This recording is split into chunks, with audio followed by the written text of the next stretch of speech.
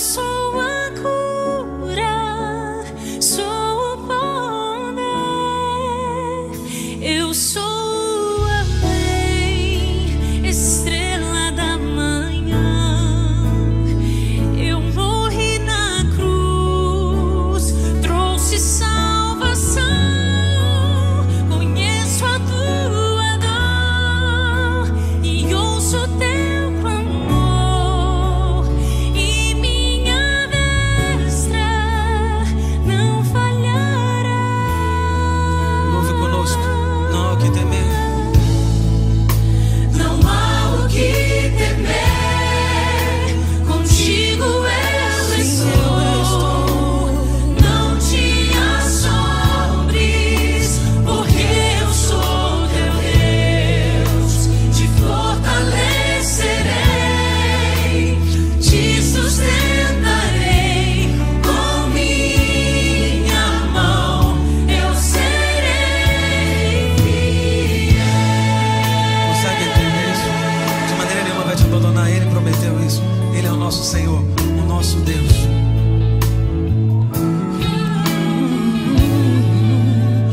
Eu sou o Senhor, Rei de Israel, Santo Redentor, começo e o fim. Eu sou o Criador, o verdadeiro Deus. Eu sou a cura, sou o poder. Eu sou, amém, estrela da manhã. Eu morri na cruz, trouxe salvação. Conheço a tua dor, ouço o teu clamor, E minha destra não falhará, não falhará. Não há o que temer. Não há o que temer, contigo eu estou. Não te assombres, porque eu sou teu Deus. Te fortalecerei, te sustentarei com minha mão, eu serei fiel.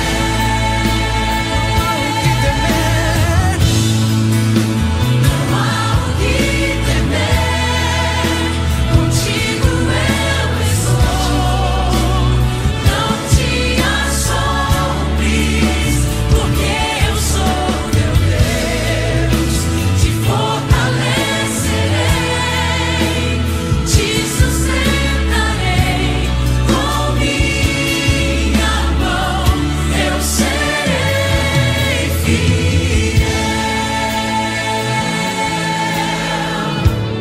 Eu sou contigo, eu sou teu Deus. De maneira nenhuma vou te abandonar. E se a gente duvidar disso, estaremos duvidando do poder e da graça de Deus para nos salvar e resgatar. Ele é contigo. Graças a Deus, louvado seja o nome dele. Amém.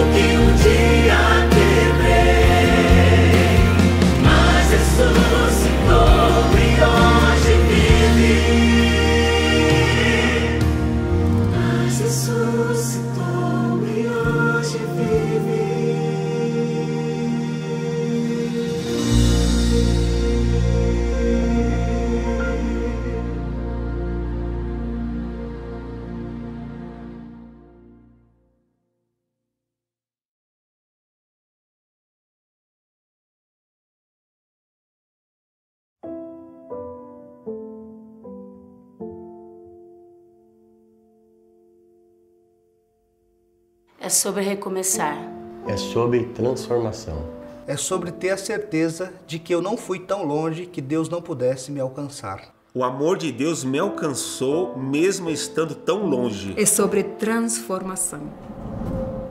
Meu nome é Roxana, eu sou argentina, nasci em Buenos Aires. Bueno, sempre trabalhei em Buenos Aires.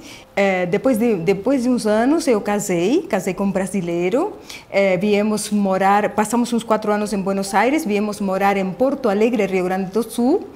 E bom, ali começou a nossa vida de muito trabalho, muitas lutas, muitos problemas e sempre buscando nos lugares errados, né? em outras denominações, em outras religiões e credos, né?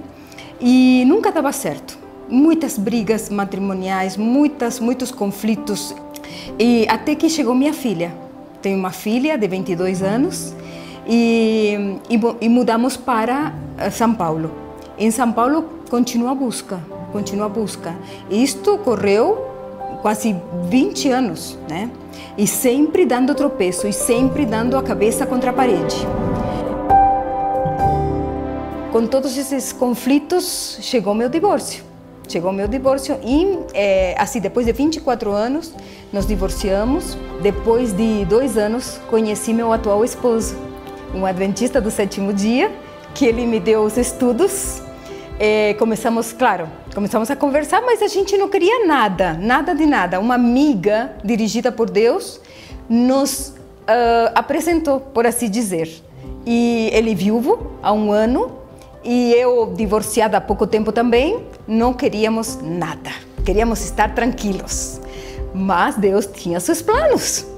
E então Deus olhou assim para mim, penso eu, né? E deve ter dito, chega de você estar com problemas, de tomar bebidas alcoólicas, de tomar café adoidada, de cair na noitada, de fazer tudo coisa que não podia fazer. Então Deus deu um basta na minha vida. E aí colocou Paulo Ribeiro na minha vida para ele me ensinar o que eu não sabia onde estava Gênesis, não sabia onde estava Apocalipse, e ele me ensinou tudo. E aí eu descobri o Deus verdadeiro, o Deus que sirvo até hoje e um Deus que dá chances, mesmo você estando na busca incansável, uma busca que te leva de um lado para outro. Fizemos todos os estudos, eu falava para ele, me dá outra lição. Fazíamos 3, 4 lições por dia. Mas foi assim, automaticamente, o Espírito Santo foi obrando. Meu esposo fala que eu sou uma raridade. Por quê? Porque foi assim, como que automático. Parecia que Deus estava tirando de mim as coisas e tirando as comidas imundas. Mas eu fui assimilando de tal maneira, assim que em 20 de junho de 2015, eu baixei nas águas batismais. E aí eu senti o abraço de Jesus, literal. Tem gente que pensa que estou louca, mas não era o pastor, era Jesus. Eu vi ele me abraçando nas águas batismais. Então, busca Jesus, ao Deus verdadeiro que me salvou, me resgatou e que pode te resgatar. Então, é esse Deus que nós servimos e esse Deus que está à porta e bate. Quem quer abrir, ele ceia contigo e você com ele.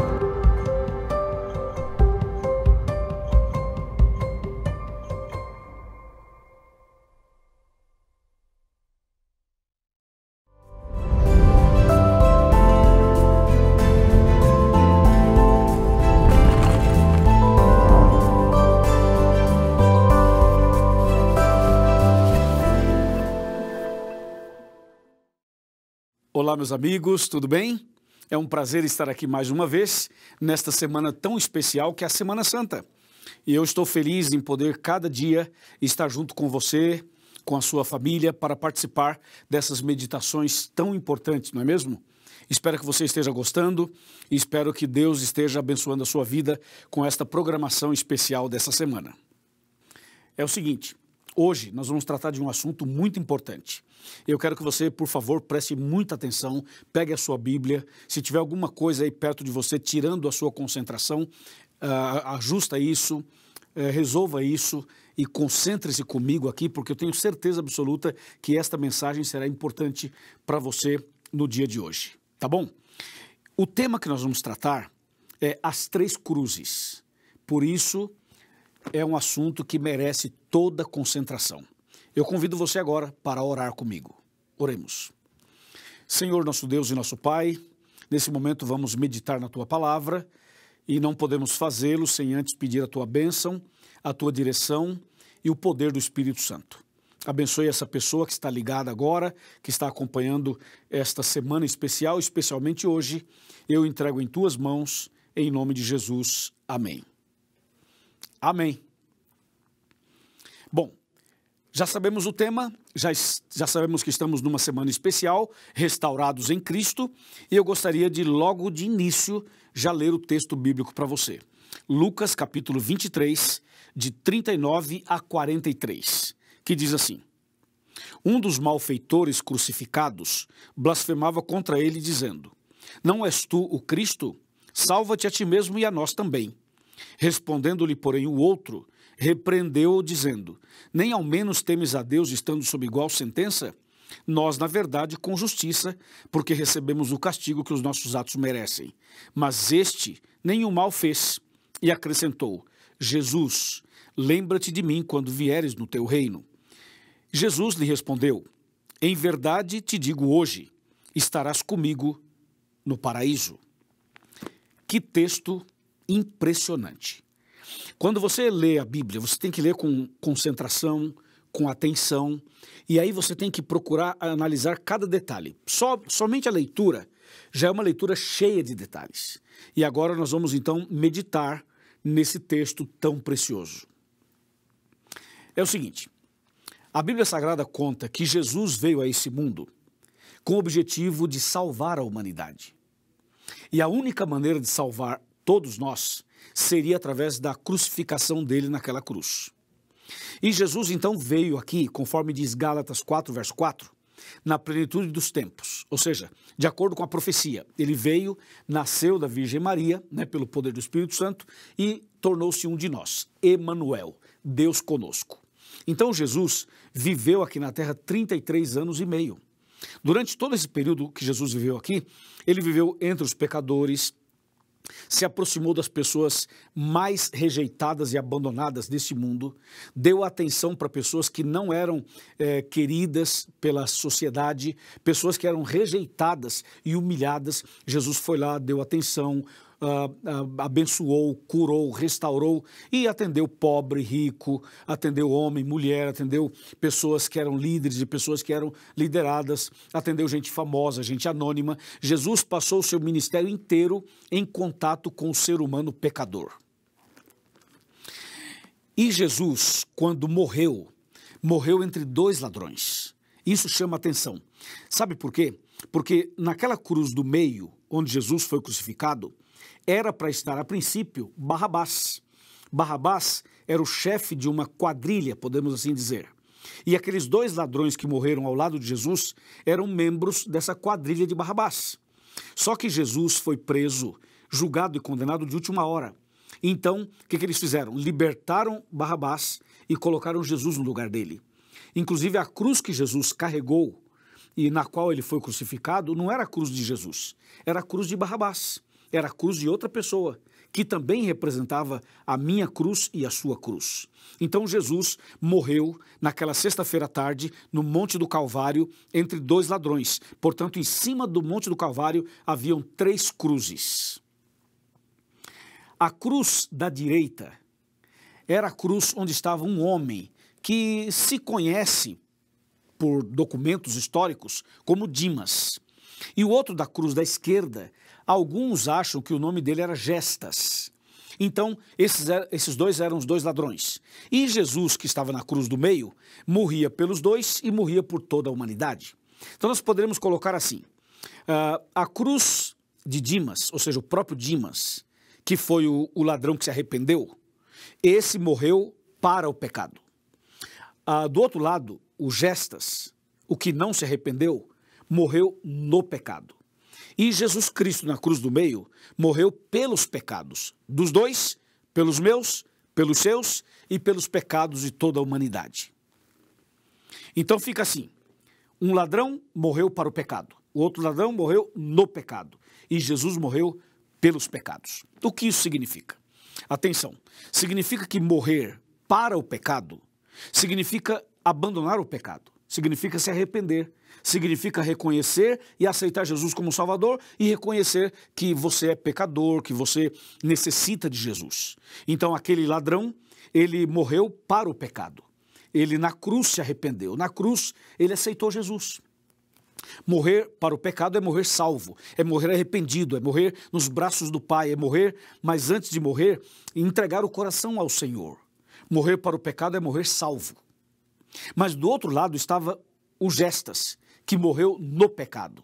Significa que morreu perdido, morreu sem se arrepender, morreu sem aceitar Jesus, morreu sem a salvação. Entendeu ou não? Morreu no pecado, morreu perdido. Agora, o que chama a atenção na história desses dois homens é o seguinte: tanto o Dimas quanto o Gestas estavam à mesma distância de Jesus. A distância dos dois, porque um estava numa cruz, o outro estava na outra, e Jesus na cruz do meio, a distância dos dois em relação a Jesus era a mesma.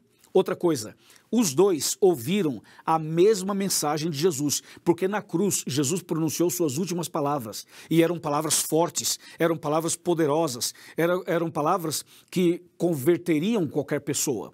E os dois ouviram a mesma mensagem, viram a mesma cena, sentiram o mesmo clima, estavam no mesmo ambiente, estavam na montanha, no Monte do Calvário, ao lado de Jesus, ao lado do Salvador, ao lado da salvação, os dois bem perto de Jesus, só que tivemos reações diferentes. Um aceitou, o outro rejeitou. Um foi salvo, o outro se perdeu. Um reconheceu, o outro não reconheceu.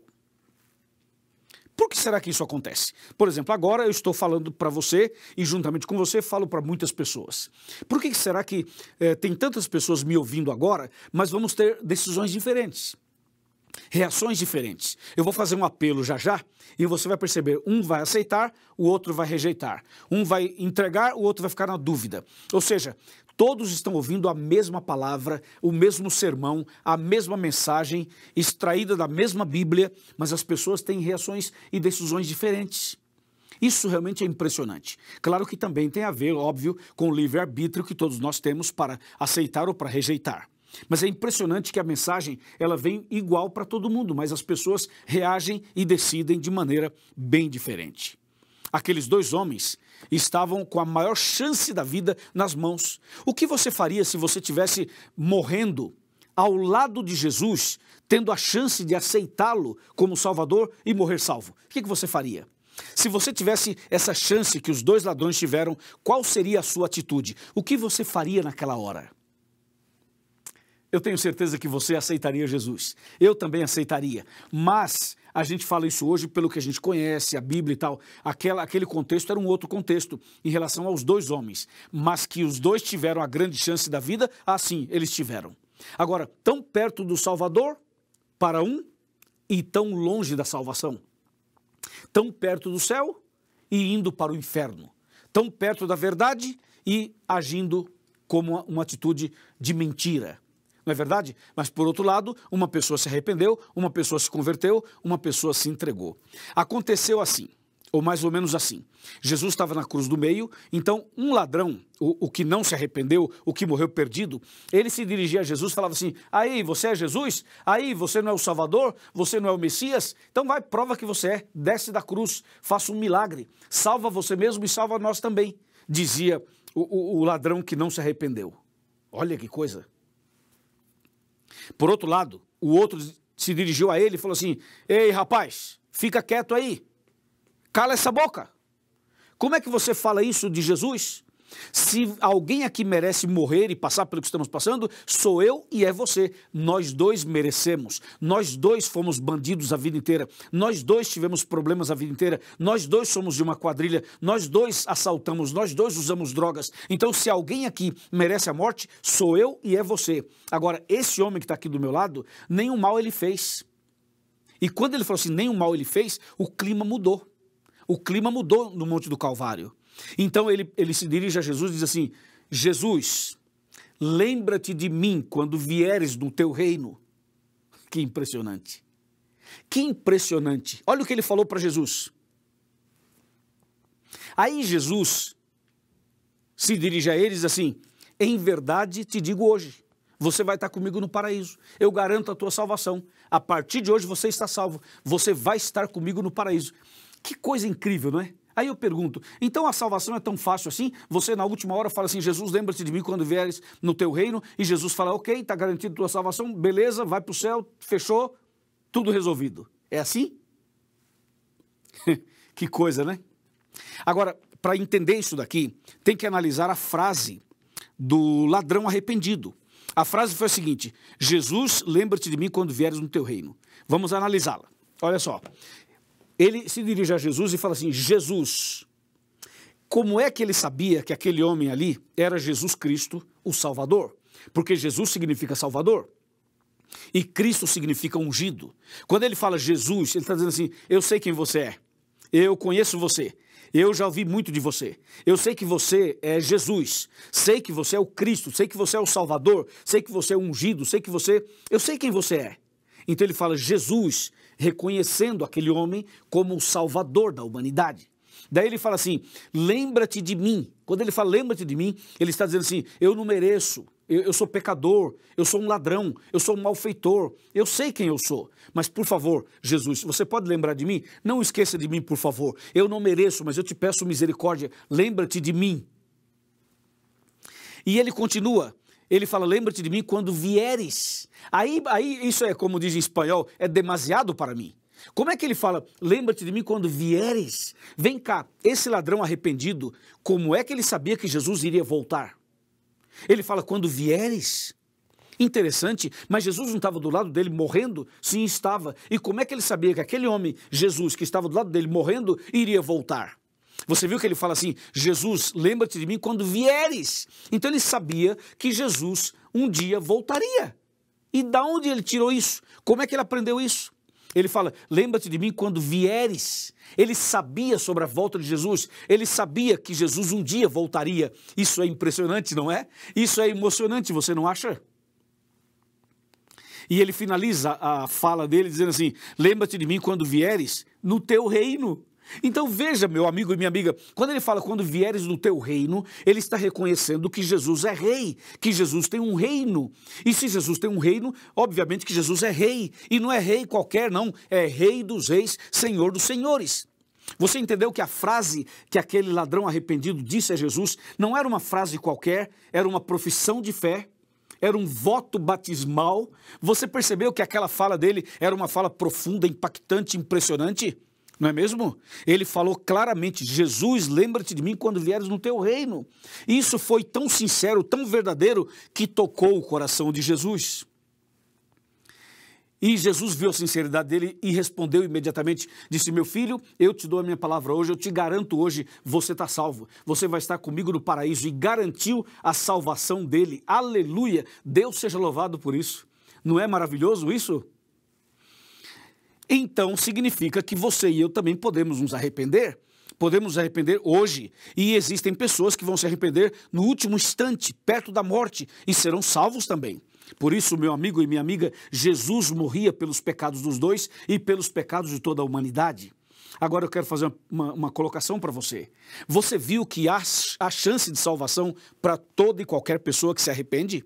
Pode ser um ladrão, pode ser um sequestrador, pode ser uma pessoa que está envolvida com drogas, pode ser um traficante, pode ser um rico, pode ser um pobre, pode ser um evangélico, um católico, um espírita, um ateu, um agnóstico, um muçulmano, um budista, um judeu, pode ser um hindu, seja lá quem for, não importa quem você é, o que você fez, por onde você andou, o quão distante você andou, saiba de uma coisa, Jesus olha para você nesse momento e diz assim, meu filho, eu te garanto, você vai estar comigo no paraíso.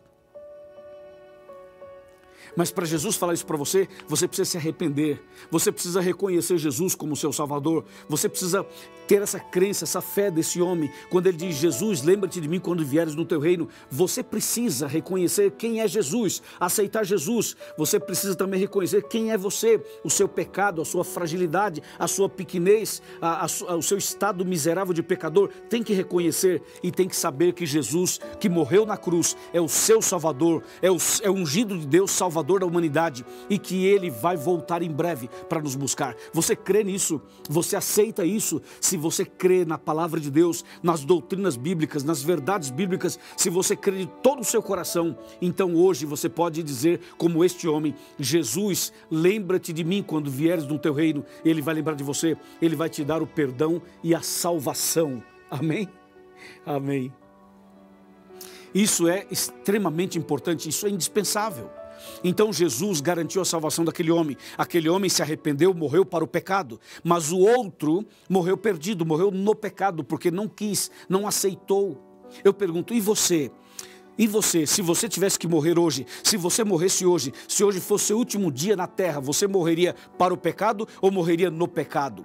Você morreria salvo ou morreria perdido? Você estaria em Cristo ou estaria sem Cristo? Como seria a sua situação se hoje fosse seu último dia na terra? Você não quer agora aproveitar esse momento e tomar uma decisão e cair de joelhos e falar, Senhor, lembra-te de mim quando vieres no teu reino? Você não quer ser restaurado em Cristo e por Cristo? Você não quer hoje fazer uma decisão como você nunca fez na sua vida? Você não quer hoje abrir o seu coração e falar, Senhor, eu não mereço, eu sou pecador, eu já fiz isso, já cometi tal pecado, mas hoje eu quero começar uma vida nova. Você aceita? Se você aceita, abra o seu coração, levante a sua mão e nós vamos ajudar você e você vai ser um grande vencedor, uma grande vencedora. Se você assim deseja, se você assim quer, feche os seus olhos, eu vou orar por você. Meu Deus e meu Pai, nesse momento eu entrego essa pessoa nas tuas mãos. Ela acaba de tomar a decisão e naquele dia final que ela esteja entre os salvos e receba a coroa da vida eterna.